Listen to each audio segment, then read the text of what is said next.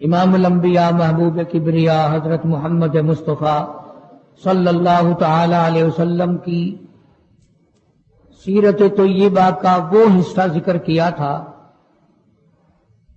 جہاں سے قرآن کریم کا نزول شروع ہوتا ہے، قرآن کریم کی ابتدا ہوتی ہے، اعلان نبوت کیا جاتا ہے۔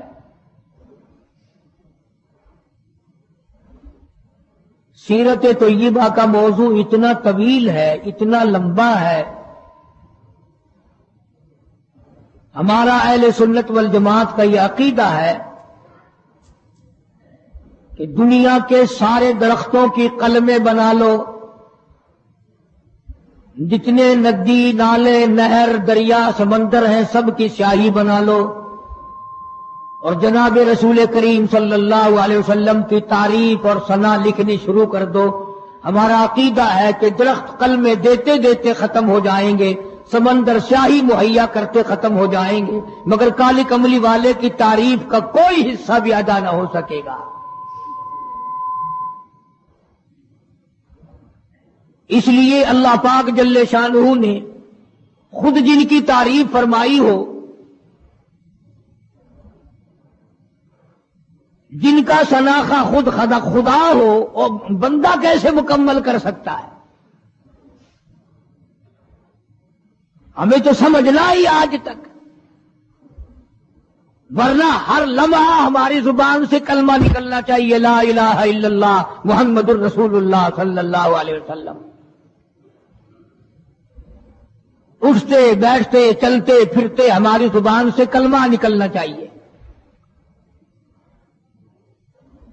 اللہ پاک جل شانہ نے اسی طرح سے درود شریف کے لیے بھی بڑے فضائل فرما دیے حضور کریم صلی اللہ علیہ وسلم کی ذات اقدس پہ۔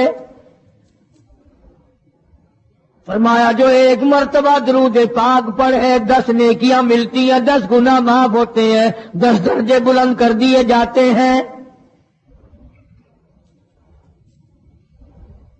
اور یہاں تک فرمایا جو آدمی کالی کملی والے صلی اللہ تعالی علیہ وسلم کا نام نامی سنے، اس میں گرامی اپنی زبان پہ لائے، اگر سرکار کی ذات اقدس پہ درود پاک نہ پڑے، حدیث پاک میں آتا ہے وہ بڑا بد نصیب ہے، بڑا بدبخت ہے، بڑا بخیل ہے، جہنمی ہے۔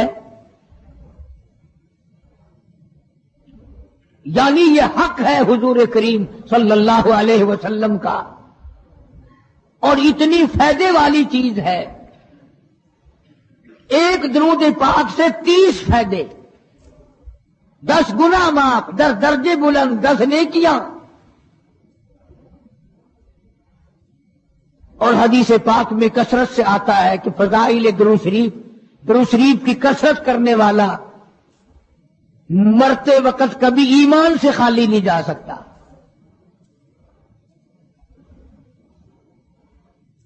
مگر آج ہمیں فرصت نہیں،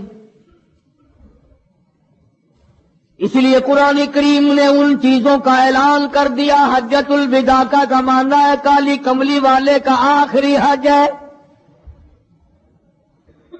جبل رحمت کے نیچے ذرا سی نیچے اتر کر جگہ بنی ہوئی ہے، وہاں پر ایک اونٹنی پہ سوار ہے، ایک ڈاچی پہ سوار ہے۔ لوگوں کو فرمایا یا ایھا الناس، او لوگوں، او انسانوں، او آدمیوں، اللہ اور اس کے رسول کو ماننے والوں، الصلاۃ الصلاۃ، نماز کی پابندی کرنا، بیماری میں بھی پڑھنا، سفر میں بھی نماز پڑھنا، شادی میں بھی نماز ادا کرنا، غمی میں بھی نماز ادا کرنا، سردی میں نماز ادا کرنا، گرمی میں نماز پڑھنا۔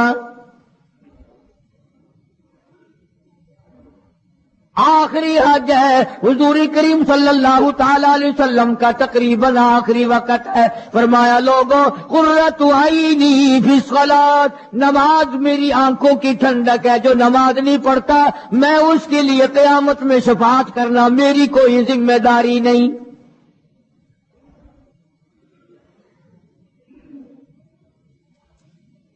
او ما ملکت ایمانہم، اور لوگوں اپنے ملازموں کا خیال کرنا، محتاجوں کا خیال کرنا، غریبوں کا خیال کرنا، مزدوروں کا خیال کرنا، معذوروں کا خیال کرنا، غریب پروری کرنا، لوگوں کے ساتھ ہمدردی والا برتاؤ کرنا۔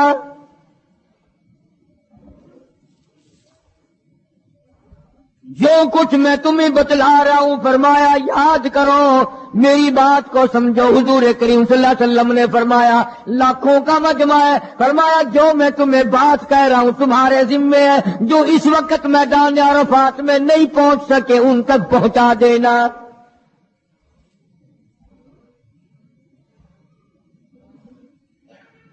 ادھر آپ نے امت کو تبلیغ فرمائی، آخری خطبہ ہے حضور کریم صلی اللہ علیہ وسلم کا، آخری خطبہ، آخری وعد ہے، آخری نصیحتیں ہیں۔ ادھر قرآن کریم کی آخری آیت نازل ہو گئی، الیوم اکملت لکم دینکم واتممت علیکم نعمتی ورضیت لکم الاسلام دینا۔ کالی کملی والے آج ہم نے تمہارا دین کامل کر دیا، اسلام مکمل ہو گیا۔ حضور کریم صلی اللہ تعالی علیہ وسلم نے ضروری چیزیں آخری خطبے میں ارشاد فرما دی، فرمایا لوگوں اپنی عزت کو بچانا، اپنی عزت کا خیال کرنا۔ دو چیزوں کی ضمانت آج تم مجھے دے دو، ایک چیز کی ضمانت آج میں تمہیں دے دیتا ہوں، اپنی زبان کی اجازت دو، غلط نہیں استعمال کرو گے، اللہ رسول کے خلاف نہیں چلاؤ گے، اپنی نفسانی خواہشات کی ضمانت دو، اللہ اور اس کے رسول کے حکم کے خلاف نہیں برتو گے، نہیں چلاؤ گے۔ فرمایا والذی نفسی بیدی محمدا، اور لوگوں اس مالک کائنات کی قسم میں جنت الفردوس کی تمہیں ضمانت دیتا ہوں۔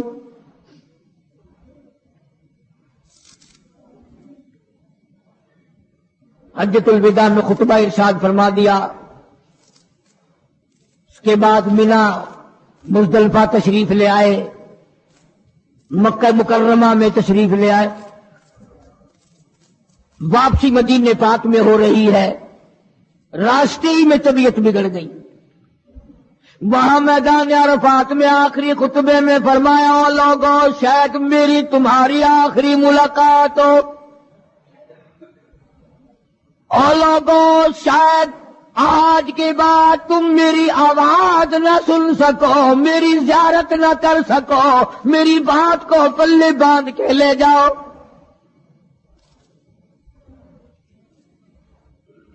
مدینہ طیبہ میں پہنچ گئے، راستے میں جو طبیعت بگڑی اور مزید خراب ہوتی چلی گئی، زیادہ پریشانی بڑھتی چلی گئی،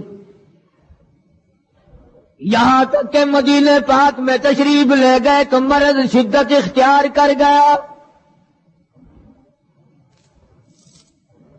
جناب ابو ہریرہ رضی اللہ تعالیٰ عنہ نے دیکھ کر عرض کر دیا میرے آقا بڑی کمزوری آ گئی، بڑی ضعیفی آ گئی، بڑی ناتوانی سی آ گئی، بڑے آپ کمزور ہو گئے، بہت زیادہ ضعیفی چہرے سے ظاہر ہونے لگی۔ فرمایا ابو ہریرہ موت قریب ہے، موت قریب ہے، زندگی دور ہوتی چلی جا رہی ہے، اور تجھے کیا بتلاؤں جب قرآن کریم کی ان صورتوں کی تلاوت کرتا ہوں جن میں قیامت کا ذکر ہے میرا سانس رک جاتا ہے،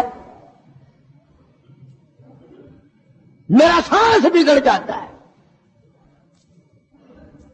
ابو ہریرہ رضی اللہ تعالیٰ عنہ فرماتے ہیں میری آنکھ کھل گئی، پچھلی رات تھی، میں دربار رسالت میں چلا گیا، میں نے جا کے دیکھا حضور نے نماز کی نیت باندھی ہوئی ہے صلی اللہ علیہ وسلم، میں نے بھی ساتھ کھڑے ہو کر نیت باندھ لی۔ سورہ بقرہ 2.5 سپارے کی پوری سورت ہے۔ ابو ہریرہ کہتے ہیں پہلا سپارہ ختم ہو گیا، دوسرا سپارہ ختم ہو گیا، میں نے اندازہ لگایا کہ چلو سورت ختم کر کے تو رکوع فرمائیں گے، آل عمران شروع فرما دی، وہ 1.25 پارے کی ایک سورت ہے۔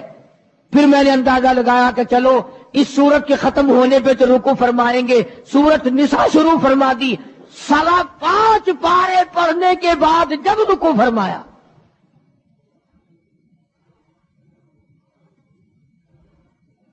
اپنا حال بھی دیکھ، اس کالی کملی والے کا حال بھی دیکھ صلی اللہ علیہ وسلم۔